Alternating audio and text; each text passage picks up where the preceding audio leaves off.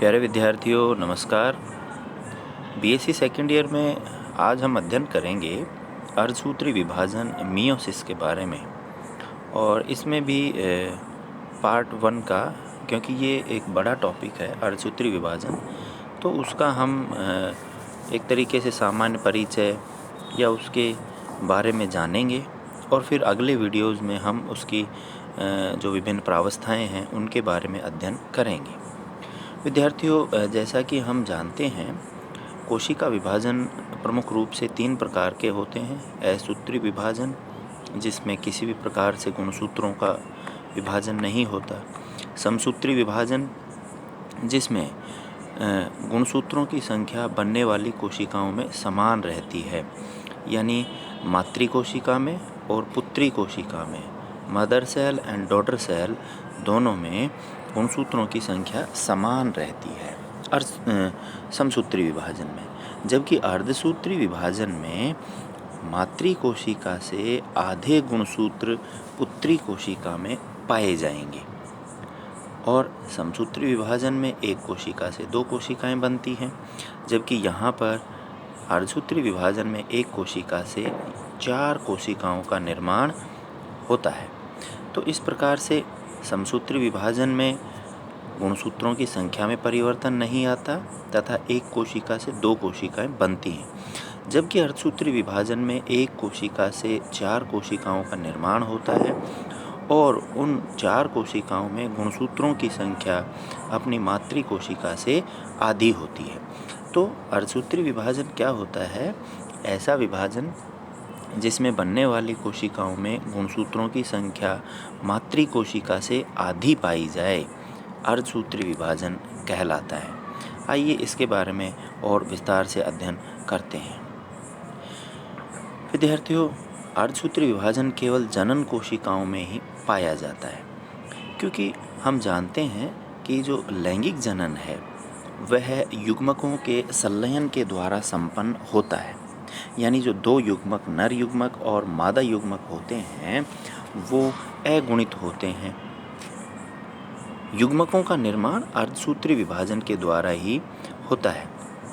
तो इस प्रकार से युग्मक निर्माण से पहले अर्धसूत्री विभाजन होता है, युग्मक अगुणित हो जाते हैं, फिर निषेचन के समय अगुणित युग्मक मिलकर द्विगुणित युग्मनज का निर्माण करते हैं, है ना। तो इस प्रकार अर्धसूत्री विभाजन केवल जनन कोशिकाओं में ही पाया जाता है। यद्यपि कुछ पौधों में जिनमें गुणसूत्र की संख्या केवल अगुणित होती है, अर्धसूत्री विभाजन युग्मनज या उसकी संतति में पाया जाता है।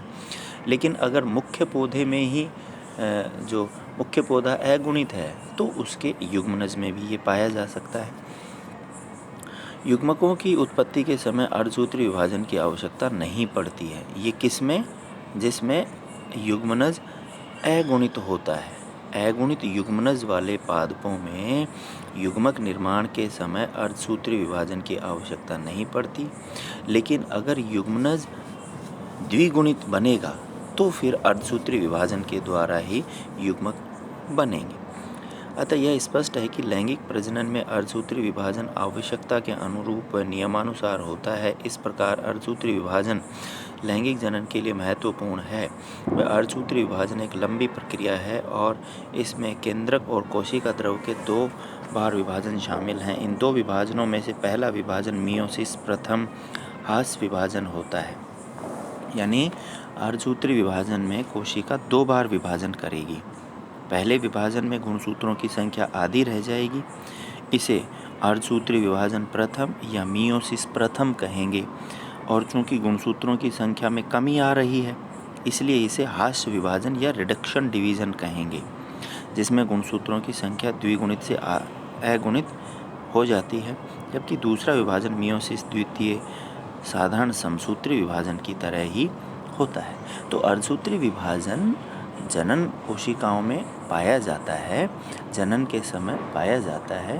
विद्यार्थियों, यहाँ एक महत्वपूर्ण बात मैं आपको बता रहा हूँ कि जो निम्न विकसित, कम विकसित पादप हैं, उनमें जो युग्मनज है वह अगुणित होता है, तो उसमें अर्धसूत्री विभाजन की आवश्यकता नहीं पाई जाएगी।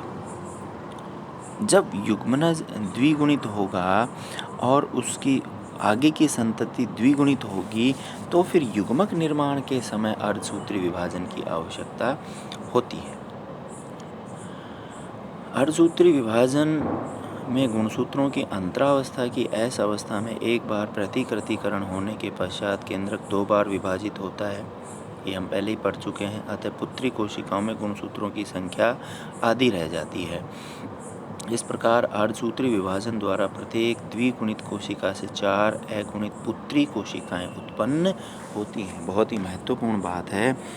अर्धसूत्री विभाजन में प्रत्येक द्विगुणित कोशिका से कितनी 4 अगुणित पुत्री कोशिकाएं बनती हैं। अर्धसूत्री विभाजन लैंगिक जनन से संबंधित कोशिकाओं में ही पाया जाता है। लैंगिक जनन में नर व मादा युग्मकों के संयुग्मन से युग्मनज बनता है। युग्मक अगुणित होते हैं। युग्मनज संयोजन के पश्चात द्विगुणित हो जाते हैं। द्विगुणित उच्च पादपों तथा प्राणियों में गुणसूत्रों की संख्या निषेचन से पूर्व अर्धसूत्री विभाजन द्वारा उत्पन्न बीजाणु कोशिका में घटकर अगुणित हो जाती है। पादपों में परागकण तथा गुरु बीजाणु बनते समय अर्धसूत्री विभाजन होता है, जबकि कवकों में निषेचन के पश्चात अर्धसूत्री विभाजन होता है। ऐसा क्यों होता है? कवकों में निषेचन के पश्चात अर्धसूत्री विभाजन क्यों होता है? क्योंकि कवकों में जो मुख्य पीढ़ी होती है वह अगुणित होती है, तो अगुणित और अगुणित द्विगुणित बन जाते हैं। फिर युग्मनज में अर्धसूत्री विभाजन होता है वहाँ पर। वैसे जो उच्च विकसित पादप होते हैं, उच्च पादप होते हैं, उनमें निषेचन से पहले अर्धसूत्री विभाजन होगा। ये महत्वपूर्ण अंतर है। अर्धसूत्री विभाजन में केंद्रक 2 बार विभाजित होता है। एक तो जब गुणसूत्रों की संख्या आधी होगी तब, और एक जो अर्धसूत्री विभाजन द्वितीय होगा जो समसूत्री विभाजन के समान ही होता है। तो अर्धसूत्री विभाजन में केंद्रक कितनी बार विभाजित होगा? 2 बार। प्रथम विभाजन में गुणसूत्रों की संख्या आधी हो जाती है, अतः इसे न्यूनीकरण रिडक्शन अथवा अर्धसूत्री विभाजन कहते हैं।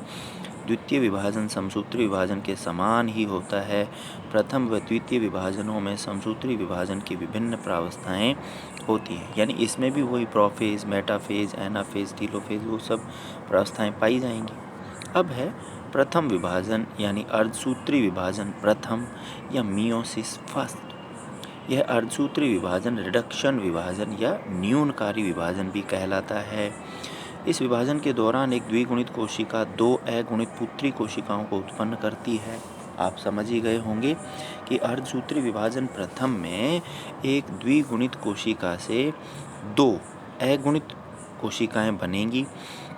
प्रत्येक पुत्री कोशिका में जनक की अपेक्षा गुणसूत्रों की संख्या आधी रह जाती है, क्योंकि इस विभाजन के पश्चात पुत्री कोशिकाओं के समजात जोड़ों में से मात्र एक ही गुणसूत्र पुत्री कोशिकाओं में पहुंच पाता है। तो अर्धसूत्री विभाजन प्रथम जो होता है, वास्तविक अर्धसूत्री विभाजन वह ही होता है जिसमें एक कोशिका से 2 कोशिकाएं बन जाएंगी और उन कोशिकाओं में गुणसूत्रों की संख्या बच्चों आधी रह जाएगी। जबकि जो दूसरा विभाजन होगा वह बिल्कुल समसूत्री विभाजन की तरह होगा। उन 2 कोशिकाओं से फिर 2 कोशिकाएं और बन जाएंगी। इस प्रकार संपूर्ण को देखें हम तो एक कोशिका से फाइनली 4 कोशिकाएं निर्मित हो जाती हैं। द्वितीय विभाजन यानी मियोसिस सेकंड या अर्धसूत्री विभाजन द्वितीय जो होता है, प्रथम अर्धसूत्री विभाजन से उत्पन्न 2 अगुणित कोशिकाएं द्वितीय विभाजन जो समसूत्री विभाजन के समान ही होता है 4 अगुणित पुत्री कोशिकाएं निर्मित करती हैं। अर्धसूत्री के विभाजन की जो प्रावस्थाएं हैं वो कैसे हैं? प्रथम अर्धसूत्री विभाजन जिसे रिडक्शन डिवीजन भी कहते हैं, इसमें भी वही है। प्रथम पूर्वावस्था यानी फर्स्ट प्रोफेज या प्रोफेज फर्स्ट भी कह देते हैं इसको। ये बहुत ही महत्वपूर्ण अवस्था है इसकी, जिसकी ये उप अवस्थाएं भी होती हैं, लेप्टोटीन, जाइगोटीन, पैकाइटीन, डिप्लॉटीन और डाइकाइनेसिस। ये अर्धसूत्री विभाजन प्रथम की पूर्वावस्था यानी प्रोफेज की अवस्थाएं हैं, यानी पूर्वावस्था प्रथम की अवस्थाएं हैं। प्रथम मध्यावस्था मेटाफेज फर्स्ट, प्रथम एनाफेज फर्स्ट और प्रथम अंत्यावस्था यानी टीलोफेज फर्स्ट। तो ये अब हम देखते हैं कि जो प्रोफेज फर्स्ट की जो उप अवस्थाएं हैं उनमें मोटे तौर पर क्या होता है। लेप्टोटीन में क्या होगा, आरएनए व प्रोटीन के निर्माण द्वारा केंद्रक के आकार में वृद्धि होती है। गुणसूत्रों का कुंडलन द्वारा छोटे व मोटे होना, गुणसूत्र मोटे हो जाते हैं। जाइगोटीन में क्या होता है, समजात गुणसूत्रों का युग्मन, यानी समजात जो गुणसूत्र हैं वो जोड़ों में आ जाते हैं। सूत्री युग्मन, सिनॉप्सिस हो जाता है। उनके जो समान खंड हैं वो एक दूसरे के सामने आ जाते हैं। दोनों अर्ध गुणसूत्र द्वारा सिनेप्टिनिमल संकुल का निर्माण। सिनेप्टिनियल संकुल एक ऐसा संकुल होता है जिसमें जिन गुणसूत्र खंडों का आदान प्रदान होना है वो आमने सामने आ जाते हैं। पैकाइटिन में क्या होगा, क्रॉसिंग ओवर और विजातीय गुणसूत्र में जीन विनिमय। विद्यार्थियों, अर्धसूत्री विभाजन में एक बहुत ही महत्वपूर्ण बात होती है गुणसूत्र खंडों का आदान प्रदान। उसे क्रॉसिंग ओवर या जीन विनिमय कहते हैं, क्योंकि अर्धसूत्री विभाजन लैंगिक जनन में होता है और लैंगिक जनन में नए संयोजन बनते हैं, विभिन्नताएं आती हैं। तो वो विभिन्नताएं कैसे आएंगी, जब गुणसूत्र खंडों का आदान प्रदान होगा, जीन का विनिमय होगा, उसे ही क्या कहेंगे, क्रॉसिंग ओवर कहेंगे। फिर डिप्लोटीन में समजात गुणसूत्रों का प्रतिकर्षण बल द्वारा अलग अलग होना, काइज़मेटा का दिखाई देना, काइज़मेटा के गुणसूत्रों की भुजाओं या का 180 डिग्री कोण पर घूम जाना, जिससे काइज़मेटा पर गुणसूत्र X जैसे दिखाई देते हैं। तो जब गुणसूत्र खंडों का आदान प्रदान होता है तो गुणसूत्र विद्यार्थियों जैसे इंग्लिश के X की आकृति में जुड़ जाते हैं। तो वो जो X की आकृति बनती है उसे ही काइज़मेटा कहते हैं और वो डिप्लोटीन उप अवस्था में बनते हैं। डाइकाइनेसिस, इसमें जो काइज़मेटा बनेंगे वो अलग हो जाते हैं। फिर ये तो था समसूत्री विभाजन प्रथम, अर्धसूत्री विभाजन प्रथम। और अर्धसूत्री विभाजन द्वितीय जो होता है वो बिल्कुल समसूत्री विभाजन की तरह ही होता है। उसमें भी पूर्वावस्था सेकेंड यानी prophase second, metaphase second, anaphase second और टीलोफेज सेकेंड अवस्थाएं पाई जाएंगी।